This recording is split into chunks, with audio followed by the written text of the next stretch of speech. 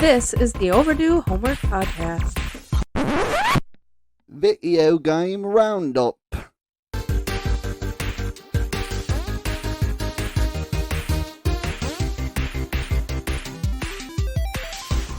Welcome to the Overdue Homework Podcast. I'm joined by Trav as always, and I'm Drew. And I'm Trav. Hey Trav, how are you today? I am doing super awesome, Drew. I'll tell you why right after you tell me how you're doing.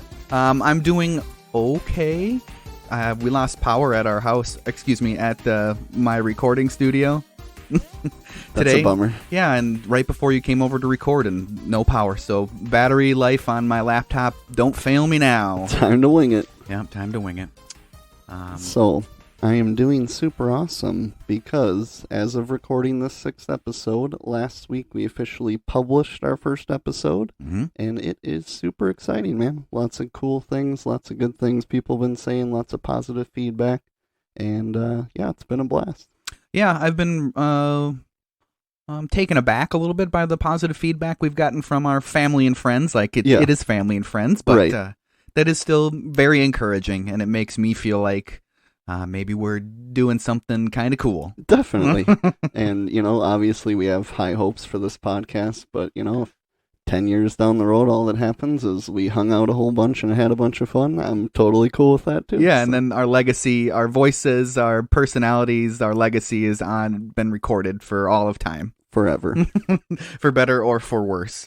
Last episode, I guess I should say, the Overdue Homework Podcast, we're here to talk about 80s and 90s media, as always.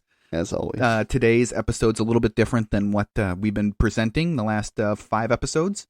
It's our video game roundup. Video game roundup. So, like our homework assignment last episode was to get your hands on any Batman video game that you can and play it, and we gave some specific games that we were going to talk about today.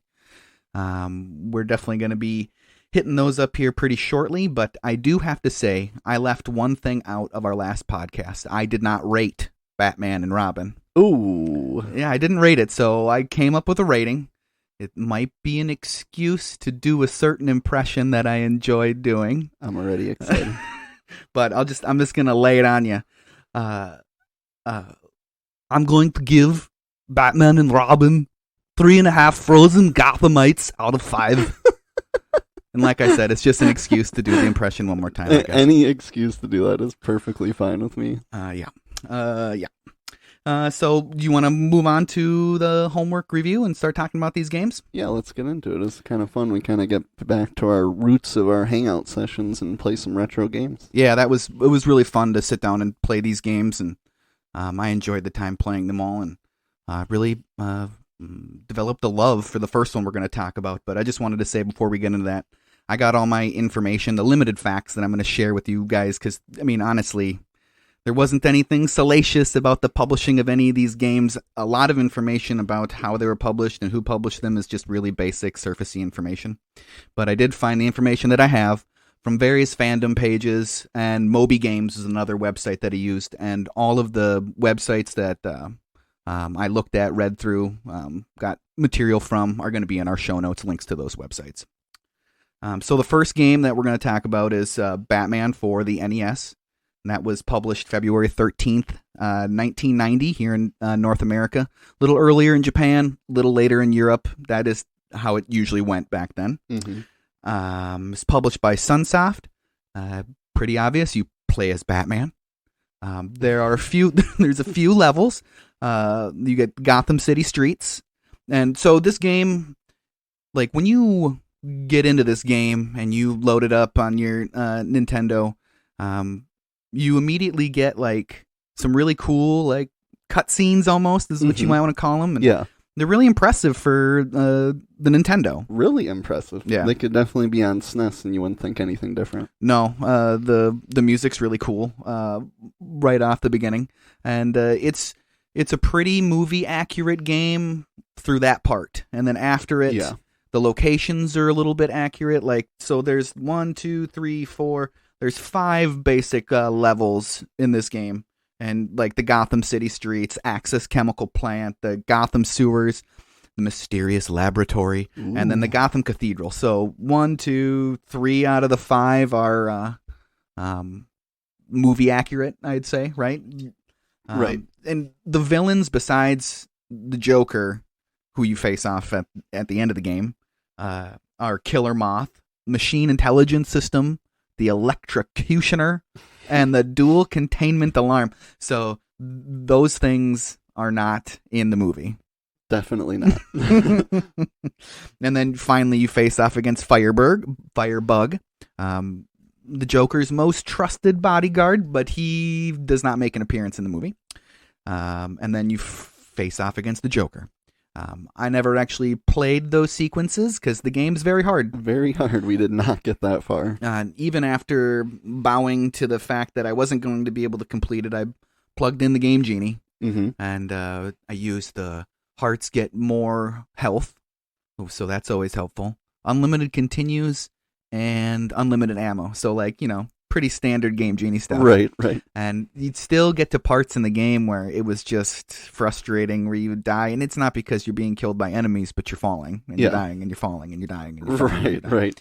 The game itself was a lot of fun. I have a pretty good appreciation for that game, and having played it the most out of these games that we're going to talk about, I did find myself getting better at the game. Oh, definitely. Just like all those Nintendo games, it's just a matter of repetition. Right. Playing over and over. And it's kind of hard to get into that mode again of playing games like that, because modern games, you're almost always progressing. You're always getting rewarded with something. And with those old games, your reward is death. And your reward is death over and over and over again. Yeah, back to reality, definitely.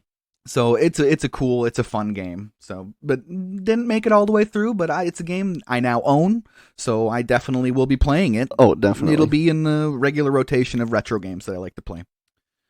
So I suppose we can just move on to the Game Boy Batman game, which is the same. It falls into that category where it's marketed as the same game, but it's just like there's elements that are similar. Like where you're collecting weapon power-ups. There's platforming elements.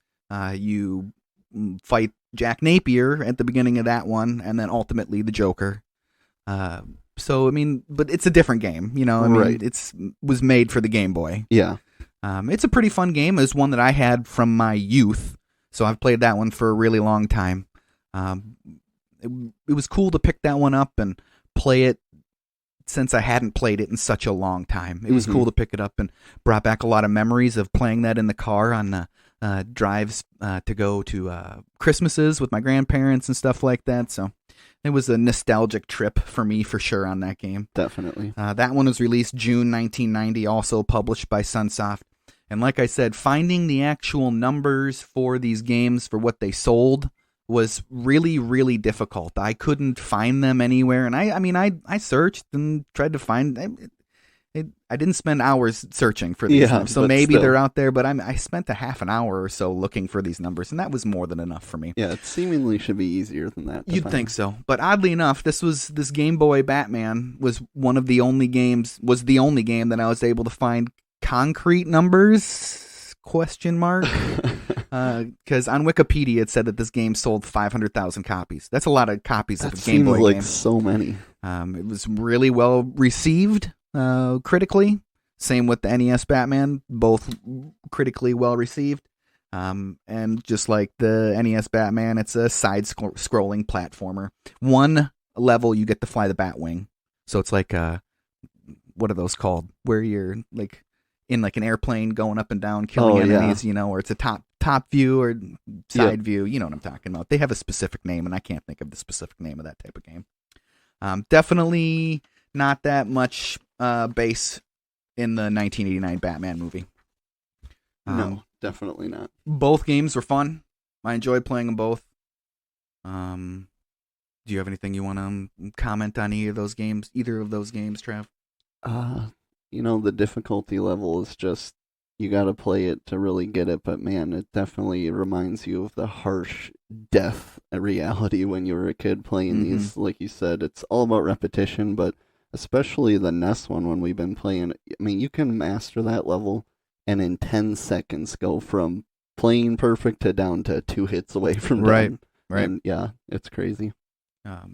The controls, especially in that one, are unforgiving. There's instances where you have to drop down and then wall jump off the ledge that you just dropped down from. You can complete that. Somehow I can do that. I cannot complete that, so I'm pushing the buttons incorrectly. I haven't been able to very figure it out. stiff on the NES, and just having the 2 buttons. You definitely wish you had a couple trigger buttons to switch through your weapons on that game. Yeah, instead of pressing select. Yeah, that is brutal, annoying. outdated. It was funny when I started playing, once I bought that game off of eBay, and I was playing it, and I played it for a couple of hours and didn't realize that you could switch the weapons. I didn't understand why I was picking these weapon power-ups up.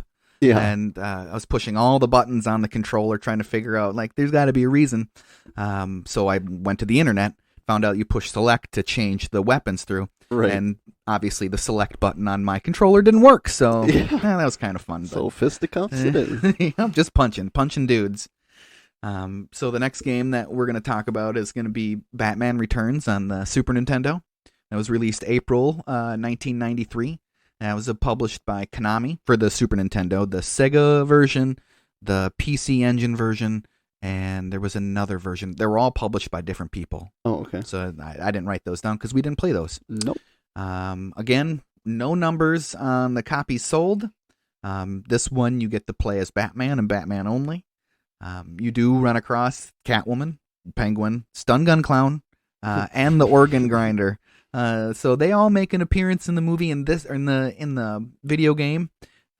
This game is, for being a brawler, for being a beat 'em up, it's really movie accurate. Yeah, it is. You recreate, well, you don't have to, but you can recreate the scene where Batman shoots his grappling hook behind Selena Kyle and the Stun Gun Clown. That was really cool. You did it first try. I tried it. Didn't work so hot, but it is cool that that's in the game. Yeah, you can recreate that. I wish the character in the game would pick up the stun gun and shock the clown, but she does not do that in the game.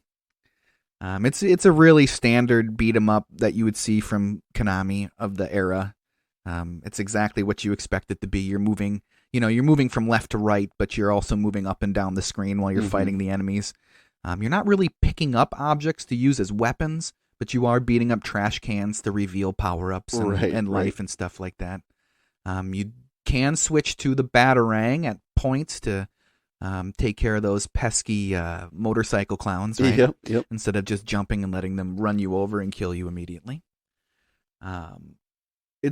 This one is easily considered to be one of the best Batman games of the era. People love it. For sure. I think this was my favorite one, edging out the NES one. It's literally almost an exact copy of Spider-Man Maximum Carnage, which is one of my favorite games. But instead of Spider-Man, you're Batman.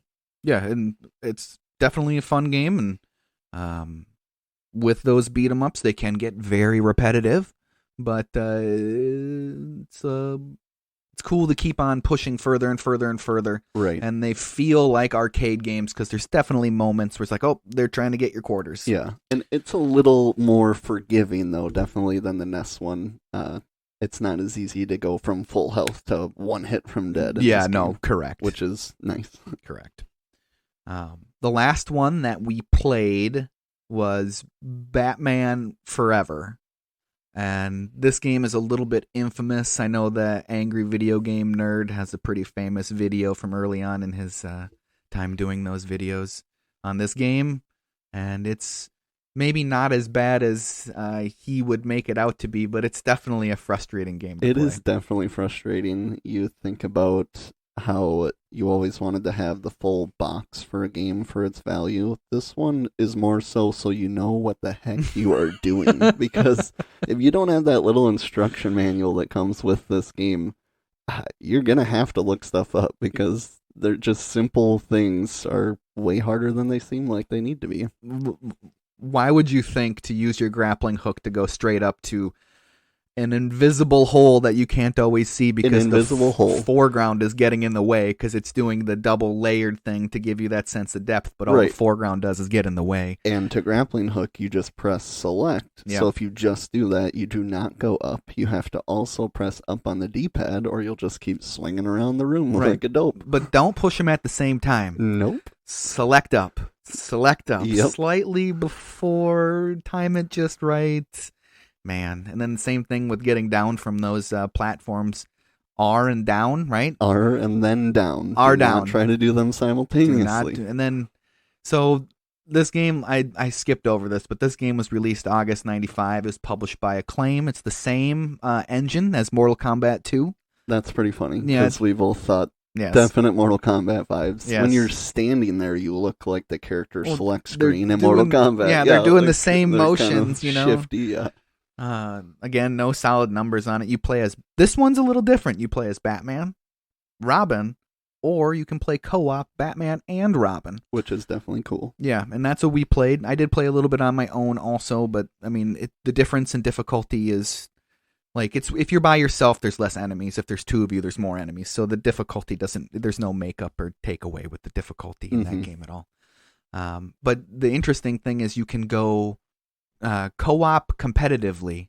And we didn't play it, but I think you can beat each other up, like, in the story. There's also There's also a fighting element in that game where you can just, like, face off characters against each other and fight each other, like in Mortal Kombat. That's kind of funny.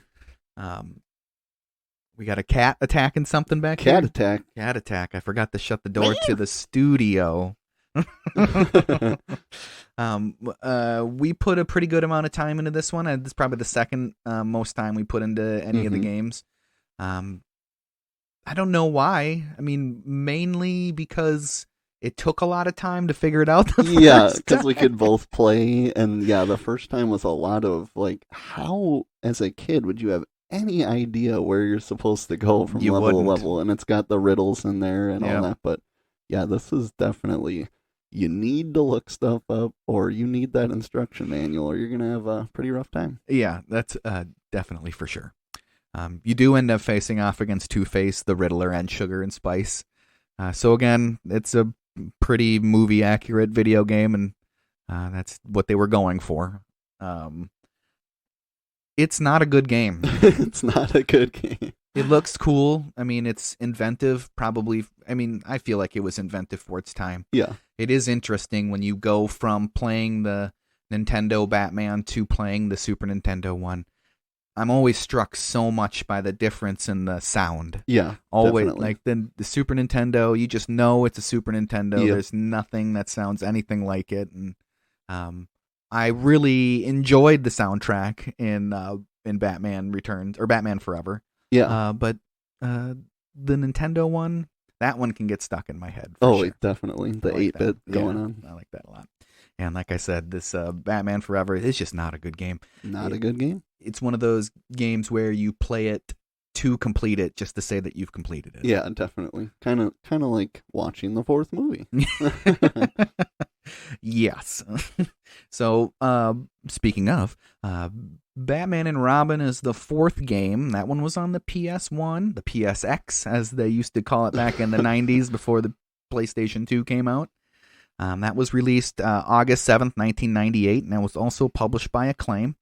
I actually have some pretty good information on this game because it was slightly revolutionary. Nice. The game was delayed a full year after the movie's release due to the ambitious open-world Gotham City environment predating Grand Theft Auto 3. So that's pretty neat. Like, that is cool. You probably wouldn't have, I don't know if you wouldn't have Grand Theft Auto 3 the way it is without this game, but it definitely laid some groundwork. The PlayStation game uses elements of a sandbox-style game. You get real-time events, you get traffic simulation, and you get civilian population.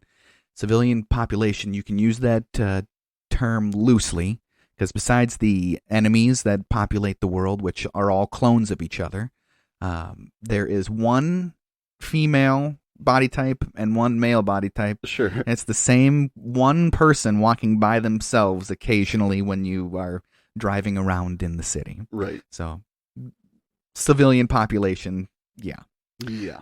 You get to play as Batman, Robin, or Batgirl, and I believe that it's at different times within the game. You don't get to, like, choose which one you are playing. The villains in the game are Mr. Freeze, Poison Ivy, and Bane. So, again, really movie accurate.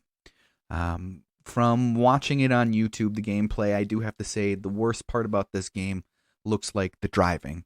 The draw distance on the 3D graphics, it's so short. Like, you'd be going, and before the world populates in front of you, all of a sudden the road's like turned, and you're like, it just did not look like it'd be enjoyable to actually drive the Batmobile around. Yeah. And you're driving the Batmobile around from Batman and Robin. So like the worst Batmobile. The worst one. And it just looks very terrible. Yep. The game definitely looked fun from what I saw, but like I mentioned in the last episode, I'm not about to spend $70 on a PlayStation game that you don't get to see the back of. Yeah, as much as I would love to hear all the Mr. Freeze puns in this game, I'm sure that would be awesome. $70 is a little much. It's just too much. That's a little much if you know the disc is perfect. Yes, that's just a risk. Yeah, when you can't see, nope, not happening. Not happening. Yeah, man, these games, they were fun to play. It was cool to play them. Maybe someday I'll get my hands on a copy of Batman and Robin and play it. Yeah. The gameplay reminded me a lot of the way Metal Gear Solid looked. Like just the look of that game is so of its time. Mm-hmm. Just looking at it, it's like, oh, that's some nostalgia right there. Just looking at the way those polygons come together and the way the screen kind of shakes and waves a little bit. Like it was, maybe someday I'll get my hands on that. But yeah, these definitely were fun. When we do some hangout sessions where we're not working on the podcast, I can definitely see us playing the NES Batman and the SNES Batman again. Yeah. Not forever. No. I don't think we'll play that again. No, that one might be collecting dust on my shelf. Yeah, but the other two are definitely a lot of fun. So if you didn't have a chance to check those out, you definitely should. Yeah, I really recommend it. And all of these games are probably available on emulation. I don't know. So I'm sure you can find a way to play these games one way or another, and I recommend all of them. Why not? Recommend them all. Play them all. They're fun. Yep. So I guess, like I said, it's going to be a shorter episode, so we're already going to move on to our homework assignment today. There we go. I found out that it's not a quadrilogy, it's a tetralogy. Tetralogy. Those silly Greeks, right? So basically, your deadline's been extended on those first 5 episodes. Now you have the opportunity to watch all these movies. And we're going to talk about all of them again in one episode, one master episode. One master roundup episode. Are you going to rewatch all 4? I am probably going to rewatch all 4. Are you going to be done with Batman for a while after rewatching all 4? I'm going to be very done with Batman for a while. I do want to watch the new one again. Yes. That does not pertain to our podcast because I only saw it once in theaters, which is not like me. But I'm surprised that you only saw that once, huh? Only one time. That surprises me. I'm definitely usual minimum 3 times to go see something, but yeah, I only saw that once. Speaking of movies, I'm going to go see, this is not topical because if somebody listens to this years down the road, it's not going to make any sense. But I'm going to go see the new Doctor Strange movie tomorrow. Ooh, nice. Have you seen it? I have not. But I'm excited to see it. I think we're going this weekend. So yeah, I'm excited to see that one. Going to a 10:30 a.m. show. You know how I know you're old? You're going to a 10:30 a.m. show on a Friday. Definitely. Yeah, I'm probably going to be done with Batman for a little while myself. I've enjoyed watching all these movies. Batman and Robin's going to be tough to get through, I think. It's going to be tough, yeah. I'm going to try to rope my wife into watching all these movies with me one last time. I'm not going to take any notes on them. I'm not going to be doing anything else while I'm just going to watch them. Just straight up watch them. Yeah, just straight up watch them and maybe choose some of the better, funner, more fun things that we've talked about from the last few episodes to maybe touch on again. Yeah. But I mean, I guess I really don't have much else for our homework assignment. Is there anything else you wanted to add? No, I don't think so. So yeah, like you said, if you have watched these and done your homework, you get a couple weeks off, just like we do. Yep. But otherwise, all you slackers, now's the time. Go watch these movies. Yeah, go watch the movies and definitely go listen to the other episodes as they come out as well. Yep. Well, one last thing. I'm going to do myself a shameless plug. You can find me on Twitter at Drew Morehouse. Boom. So find me on Twitter if you'd like to interact with me. That would be fun.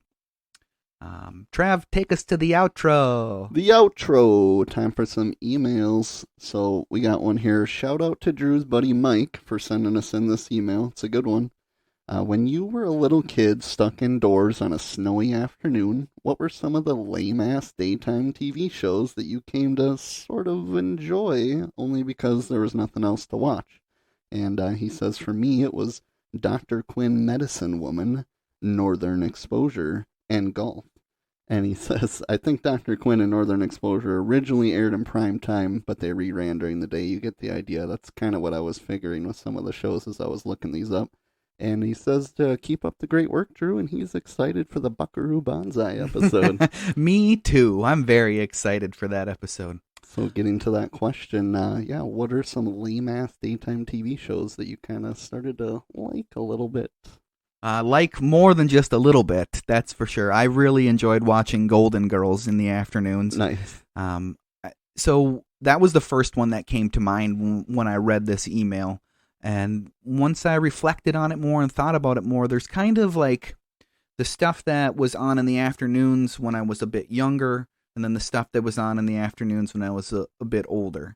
Mm-hmm. So like around the age of 10, the things that would come on in the afternoon would be like MASH or the Andy Griffith Show. Ooh, yes. Or what else would come on in the afternoon? A lot of those black and white shows from the 50s. Dennis the Menace. That I used to watch that one when that one came on. I liked to watch that one a lot. Definitely. But so then later on, the shows that were on a little bit later when I was a little bit older, like The Facts of Life. I really liked watching that one a lot. The Facts of Life. Which Clooney was in that for a couple of seasons, maybe just a couple of episodes. I'm not sure. He was in that. That's cool. In that show. But besides The Facts of Life, I still am into game shows. Mm-hmm. So like Press Your Luck, that was always on in the afternoons. Price is Right. Well, obviously Price is Right. Yeah. As we all were sick from school or snow days, you're always watching Bob Barker. But no whammies, big bucks, big money, no whammies. Press Your Luck. That was the big one for me. I really, really loved that show forever. Still love it. Yeah. So for me, if Andy Griffith is an option, I guess I didn't think of that as a daytime TV show, nor do I think of it as a lame-ass show, but I really like that show. That was one of my dad's favorite shows, so I got to watch a lot of Andy Griffith. That's awesome. And I enjoyed that for sure. I kind of had to look this up to see what qualifies as a daytime TV show, and the one that I actually watched a decent amount, not super proud to say, is the Jerry Springer Show. I think this is kind of what Mike was talking about. I think it originally was a primetime thing that you would see maybe like the less crazy reruns during the day, the less X-rated type Jerry Springer show. But obviously seeing all the brother-cousin situations, and that was definitely funny. And the only other one, I didn't look this one up to see if it was for sure daytime TV, but it's the first one that popped into my head without looking anything up, was Cosby with Kids Say the Darndest Things. Yeah, definitely. I thought that was a fun show. Yeah, it was. That is, Bill Cosby doesn't hold up anymore, but nope, the show was fun. Yeah. So our next question here is, hey, I saw her first. Wants to know, who was your first movie or TV show crush? Ooh. So it's between two actresses. Okay. Natalie Portman and Christina Ricci. Nice. Those are my two. It was between those two. So Ricci because of Addams Family? Yes. And then what was Portman in?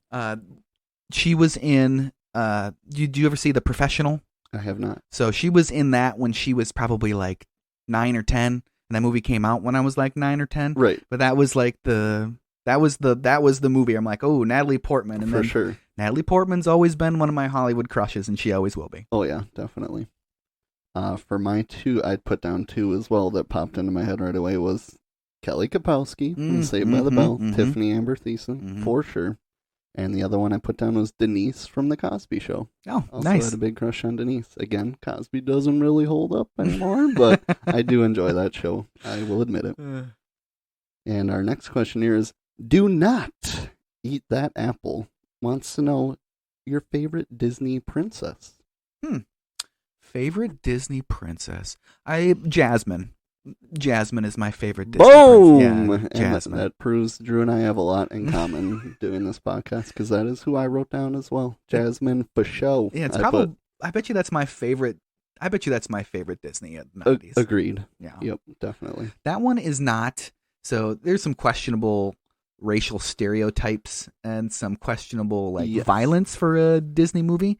If you go to the Disney Plus app and you go to the kids like section of it. So there's like you can choose just kids stuff. Mm-hmm. It is not in the kids. You have to go That's to the funny. regular adult Disney Plus to be able to watch Aladdin. Maybe that's why we liked it a little bit more. Maybe, maybe, right? Next question here is, I wet the bed until I was 14 wants to know, were there any Disney villains or characters that scared the bejesus out of you? I can go right back to Aladdin, Jafar. Jafar, Man. definitely. Jafar was really scary, and so was Cruella de Vil, because she's cruel. Like so cruel. like it's in her name. I mean, seriously. She's crazy cruel. Did you see the live action remake of it? I did not. My wife saw it, and I did not see it. She really liked it a lot. I heard good things. Yeah, I should definitely see that. I agree with Jafar, but I didn't write that down. The one that, for whatever reason, and I loved this movie, but he just haunted me, was Radagast from The Secret Mouse Detective. Oh, yes. That clock tower scene, he's just one evil-looking rat. He's one scary rat, man. Yeah. That's an underrated Disney. It's really good. Underrated Disney. I mean, it's basically a Sherlock Holmes movie. Yes. But it's still really good, for sure. Mm-hmm. The next question here I put, Red Rum wants to know, was there ever any horror movies that you stayed up a little too late to watch when you were a kid that maybe you shouldn't have? Yeah, absolutely.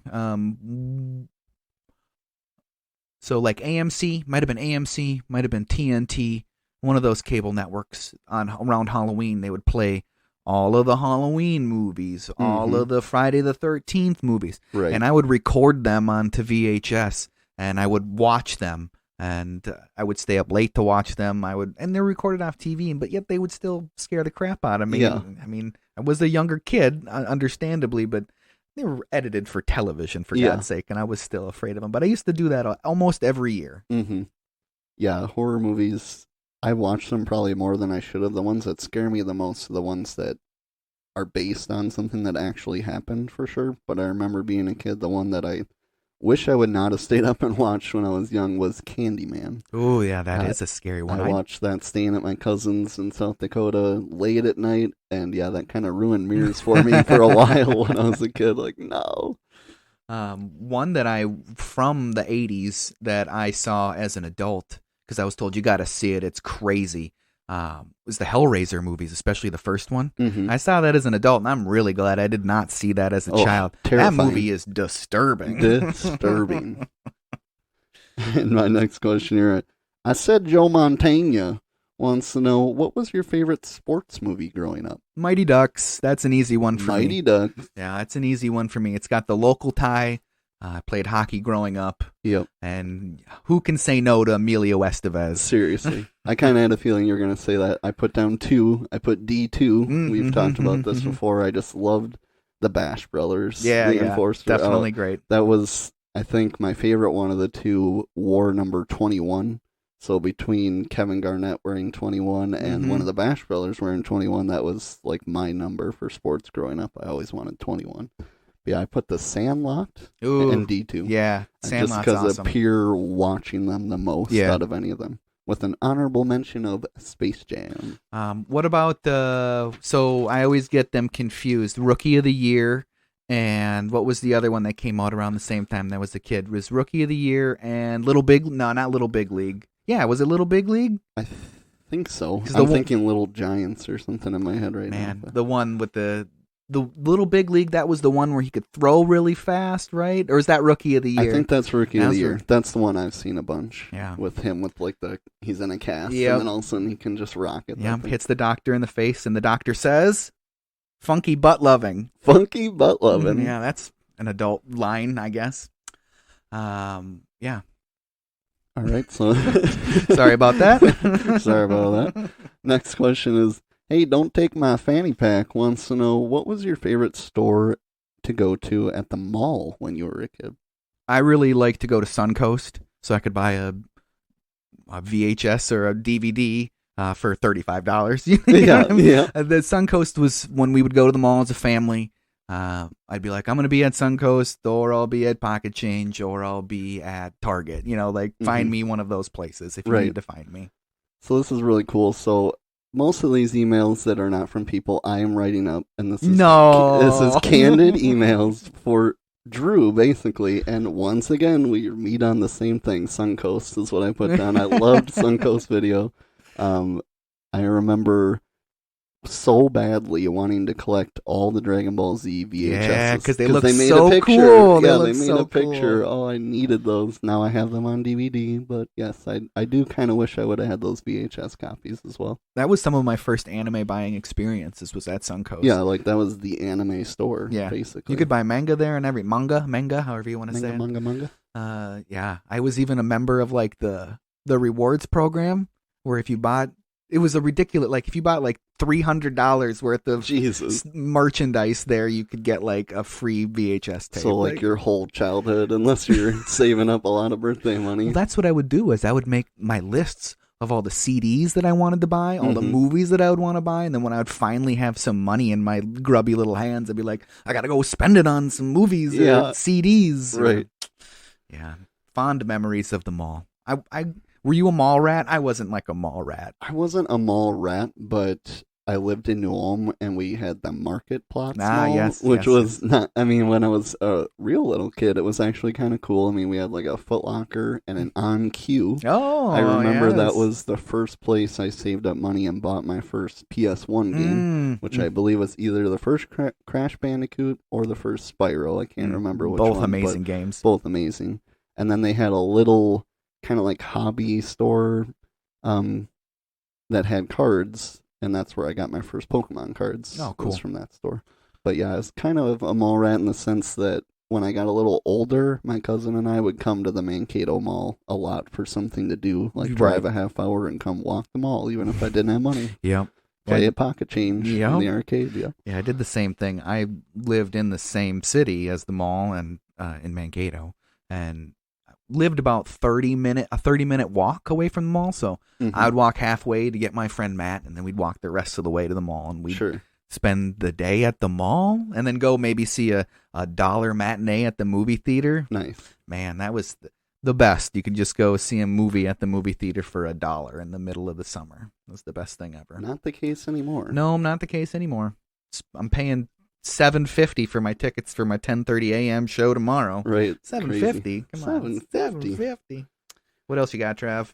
Well, that actually wraps up our emails. So make sure you are emailing us. I was joking before. These are all real emails. I don't make these up, period. But yeah, make sure you are emailing us at overduehomeworkpodcast@gmail.com. I'm still frustrated that first episode I said it wrong, because that's the one that's out and published, and I bet all of you are emailing us right now. But yeah, make sure you email us with any topic ideas, any screw-ups that we do, any funny insight that you want to throw at us. Just email us, period. And a reminder that next week's homework assignment is for all you slackers. We're giving you one last chance to catch up on any of those Batman movies that you missed. If you have done your homework, then you get 2 weeks off. So that's awesome. And make sure you check us out on Twitter at Overdue Homework. Also follow us on Instagram at Overdue Homework Podcast, where Drew will be putting all the updates, everything Overdue Homework on there. And yeah, I really just want to say thank you again for everybody who is listening from the beginning. It's been really cool seeing some downloads on this podcast. All the support has been super awesome. And as always, make sure that you tune in to the next exciting episode of the Overdue Homework Podcast.